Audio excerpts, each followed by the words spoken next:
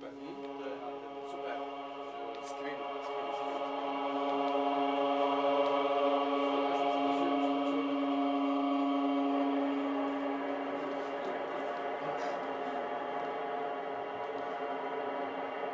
Do světa plného svárů a jiných spojů, jako jsou například čepy nebo nýty.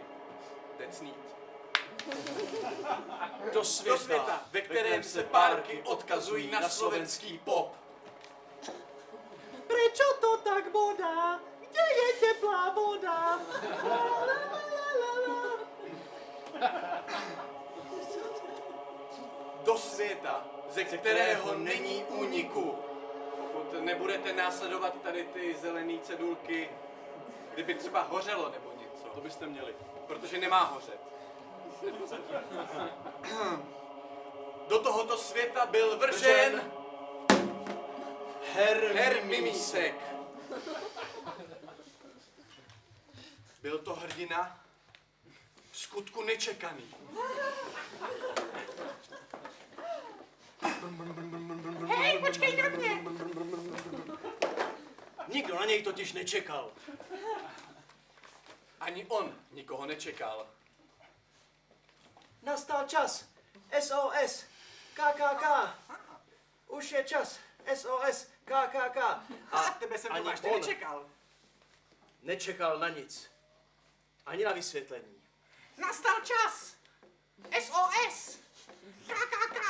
Ale ne. SOS. Smrt, okrádání státu. KKK. Konec krupicové korupce. OK. Dobře. Nečekal ani na dovolení. Chramcu. Au. Ty seš dobrá buchta. Díky. Vidím, že jsi taky zapálený do boje s korupcí. No to je jasný, to si piš. Vydáš se se mnou na protestní pochod? Ani zamák. A za 2?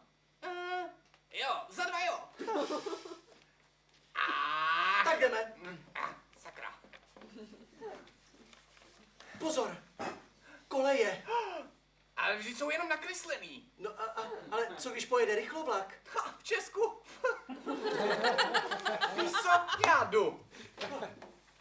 Ne, po kolejích se nesmí po trati. Singular.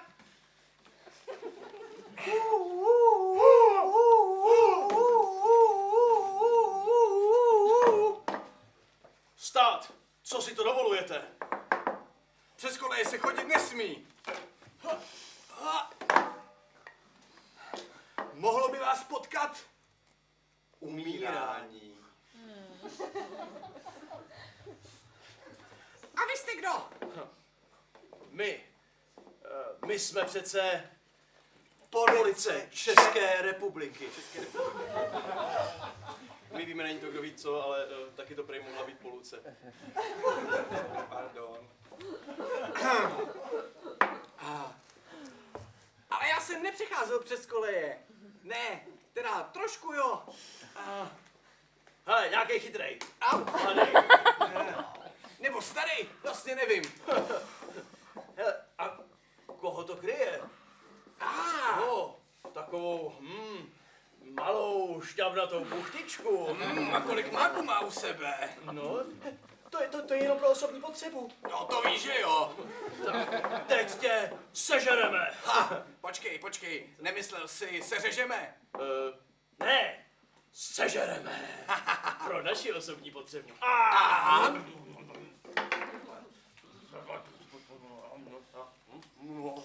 To je Matoš. Jsme ten afgánský mák, jo. Česká pšenice. Jak jsme to mysleli? Trošku sucho. Můžeš to? Děkuju. Jo. A co ty smrade, co čumíš? Na tebe už nemáme místo. Tak tebe seřežeme. Jo, hádej, která tě mlátí. Au! Hádej, špatně, Pravá! špatně, Jak mám hádat strany, jo? třeba, Piráti? špatně. Stačilo. Ano.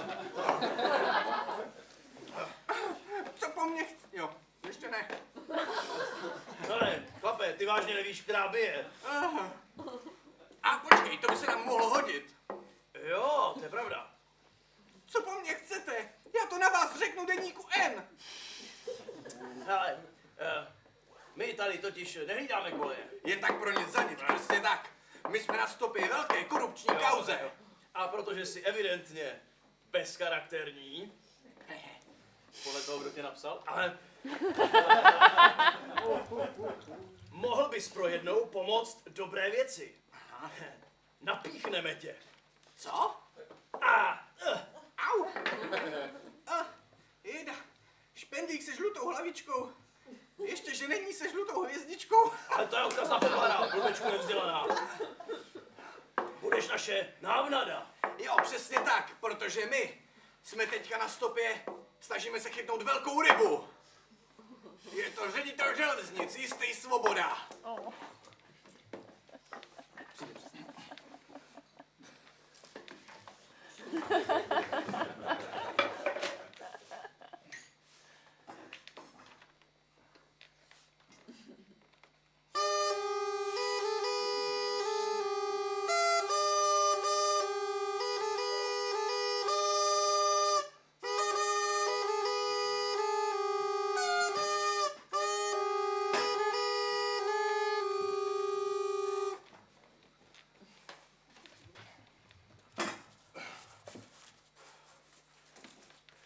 A jedu po kolejích, které nikam nevedou.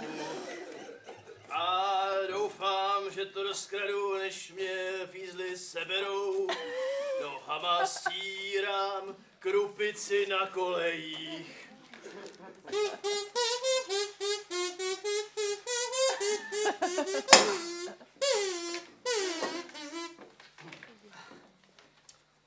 Hej, kdo to je? Dobrý den, pane Svobodo. Jsem pan Minísek. Jsem výborný prodejce, podobní prodejce trezorů, které jsou vhodné speciálně na velká dědictví z restitucí. Aha. Je to ta největší kvalita. Zní to tak. Kosmické materiály, kosmické technologie. Mám dokonce pro vás výbornou nabídku. 10 za cenu jednoho. Tohle je ten jeden. Dobře. Kvalita od kolegů. Něco takového potřebuji. Už nechci uchovávat pod polštářem čerstvá eura po dědečkovi, který zemřel v pouhých 90. letech. Víte, mám tolik starostí, tolik práce. To je pořád nahoru a dolů. Já vím, není to čisté, vím. Ale tak to prostě dneska chodí. Na železnici dějou se věci. Počkat, není to uhlí? Co? Uhlíř? Myslíte tykače? Ne, ten to skládá jenom Klausovi. Aha, to nevadí. Pane Svobodo, když už jsem tady u vás, víte, já jsem se chtěl zeptat, neměl byste pro mě taky nějaký ten tender? Love me tender, love me sweet. Můj gote, asi by to šlo, jestli mi to schválí správní rada. Ale co to blázním, jasně, že mi to schválí. Máte dost krupice? To je v tomto sketchi metafora, nebo tedy znak pro peníze. Ale nebojte se, pane Svobodo, jistě, krupice mám, krupice není problém.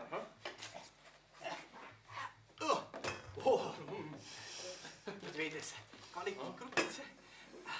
A tohle je ten trezor.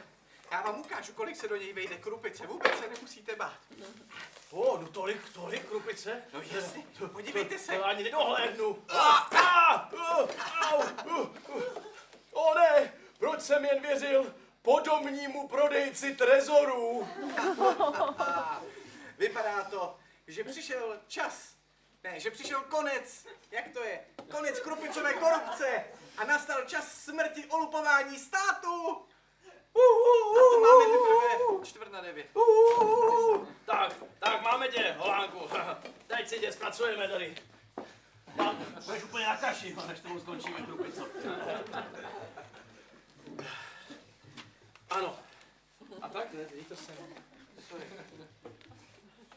A tak Mimísek vzal krupici a vydal se směrem do prdele, kde ho ale určitě čekalo nějaké další dobrodružství.